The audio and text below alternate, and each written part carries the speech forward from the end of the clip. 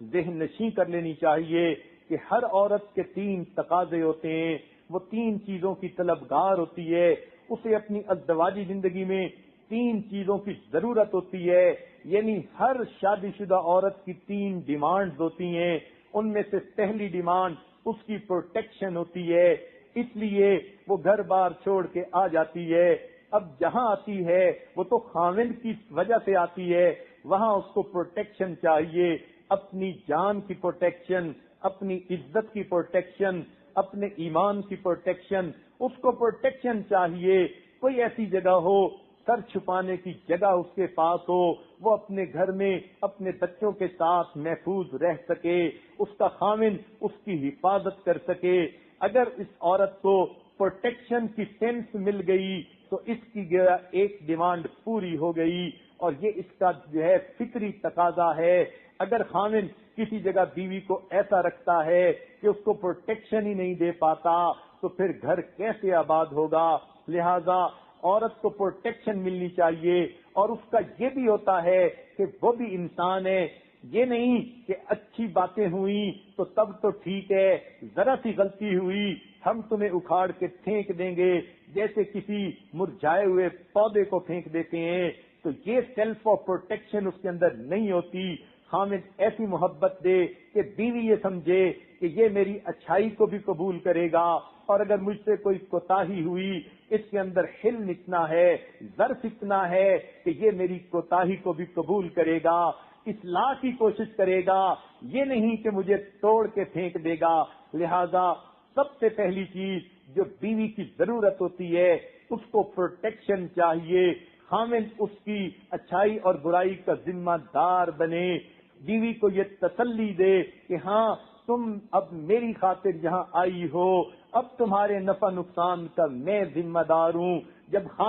جب خاوند کو بیوی یوں محسوس کرے گی کہ یہ میرا سہارا ہے، میرے ساتھ، یہ میرے لیے جو ہے زندگی کا سایہ ہے، مجھے اللہ تعالیٰ نے ایک آسمان کی چھت عطا کر دی اور ایک خاوند کے گھر کی چھت عطا کر دی، میں 2 چھتوں میں رہتی ہوں، مجھے اب کیا فکر کی ضرورت ہے؟ تو عورت کے اندر سے فیئر آف ان نون نکل جاتا ہے، کل کو کیا ہوگا، میرے مستقبل کا کیا بنے گا، عورت کے ذہن سے یہ خطرہ دور ہو جاتا ہے، لہذا عورت گھر میں پرسکون ہو جاتی ہے۔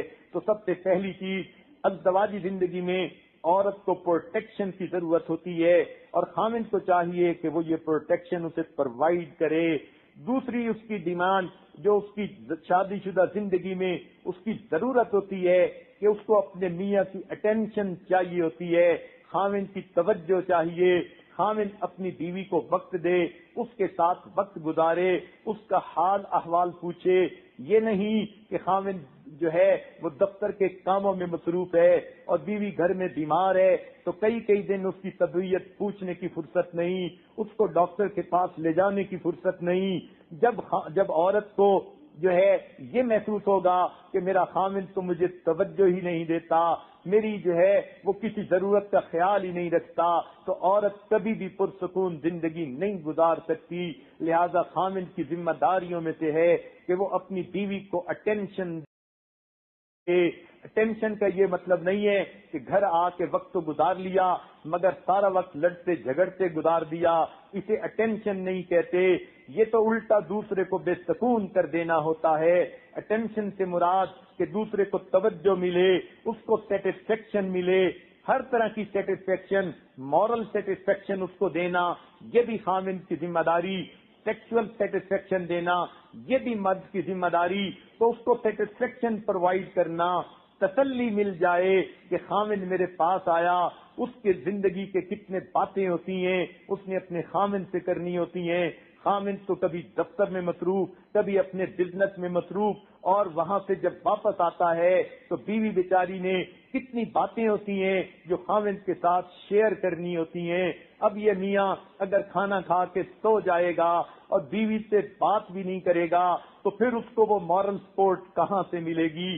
تو گویا یہ مورل سپورٹ یہ بھی خاوند نے اس کو پرووائڈ کرنی ہوتی ہے، اس کو شیئر کرنے کا موقع ملنا چاہیے، وہ اپنے دل کا دکھ بتا سکے، اپنے دل کا سکھ بتا سکے، وہ اپنی ہر ضرورت کو پورا کر سکے اپنے میاں کے ساتھ۔ اس کو کہتے ہیں خاوند کی اٹینشن اس کو مل جانا.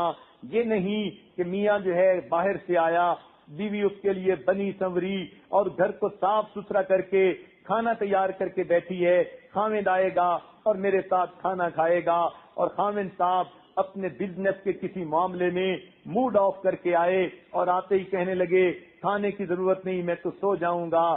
سوچئے پھر اس بیوی کے دل پہ کیا گزرے گی. تو پہلی چیز اس کو پروٹیکشن کی ضرورت ہوتی ہے, اور دوسری چیز اس کو خاوند کی اٹینشن کی ضرورت ہوتی ہے. اب اگر خاوند اس پر توجہ نہ دے, صاف ستھر جتنا مرضی قربان ہوتے پھریں, اس کی نندیں اس کے جتنے مرضی گن گاتی پھریں, بیوی کو کبھی سکون نہیں مل سکتا, وہ ہمیشہ پریشان رہے گی, اس لیے کہ اس کو خاوند کی توجہ نہیں ملتی. اس لیے کتنی مرتبہ دیکھا کہ اپنے میں رشتہ داریاں ہوتی ہیں, خاوند اپنی خالہ کے گھر جاتی ہے, سب لوگ اس کے ساتھ بہت اچھے ہوتے ہیں, مگر اس کا میاں کسی بری عادت میں گرفتار ہوتا ہے, ہوش میں ہی نہیں ہوتا, پینے پلانے کے چکر میں ہوتا ہے. ایسی عورت کو کبھی بھی سکون نہیں مل سکتا, اس لیے کہ جس کی خاطر وہ گھر چھوڑ کے آئی, اب وہی اس کو توجہ نہیں دے پاتا, تو پھر اس کو کیسے سکون ملے گا.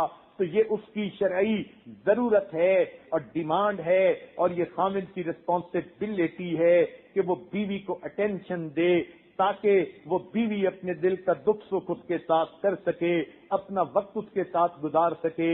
اور ایک تیسری چیز کہ بیوی چاہتی ہے جب میں خاوند کے لیے ہر چیز کی حفاظت کرتی ہوں, خاوند کے کہنے کے مطابق ہر کام کو پورا کرتی ہوں, تو میرے اچھے کام پر مجھے شاباش ملنی چاہیے, تعریف ہونی چاہیے, میری قدر ہونی چاہیے. جب اچھے کام بیوی کرے اور خاوند اس کی پرواہ نہ کرے, وہ انکنسیڈریٹ بن جاتا ہے. پھر بیوی کو کہاں سکون ملے گا, کیونکہ اس نے تو بیوی کی جو ہے کسی اچھی بات کا دھیان ہی نہ دیا. بیوی اس کی خاطر اچھے اچھے کھانے بناتی ہے, یہ کھا تو لیتا ہے, مگر کوئی ایک بات ایسی نہیں کہتا جس سے اس کی انکریجمنٹ ہو, یا جس سے اس کو ورڈ آف سیٹسفیکشن مل جائیں, ورڈز آف انکریجمنٹ مل جائیں, تو پھر بیوی کو سکون نہیں ملتا. لہذا تین چیزیں ابتدا میں یہ بات سمجھ لیجئے کہ ہر دنیا کی ہر بیوی کی یہ ضرورت ہوتی ہیں. ایک اس کو سینس آف پروٹیکشن ملنی چاہیے, دوسرا اس کو خاوند کی اٹینشن ملنی چاہیے, اور تیسرا اس کو اپریسیشن ملنی چاہیے. اس لیے کہ یہ اپریسیشن انسان کی فطرت ہے.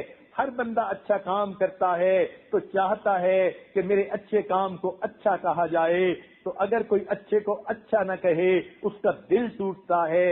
اس لیے یہ فطری تقاضا ہے, خاوند کو یہ تینوں چیزیں پوری کرنی ہیں, مگر چونکہ دین کا علم نہیں ہوتا اس لیے خامدوں کی طرف سے کوتاہیاں ہوتی ہیں, غلطیاں ہوتی ہیں. آج کی اس محفل میں چونکہ خامد کے عنوان سے بتانا ہے کہ خامد کو گھر میں کیسے رہنا چاہیے,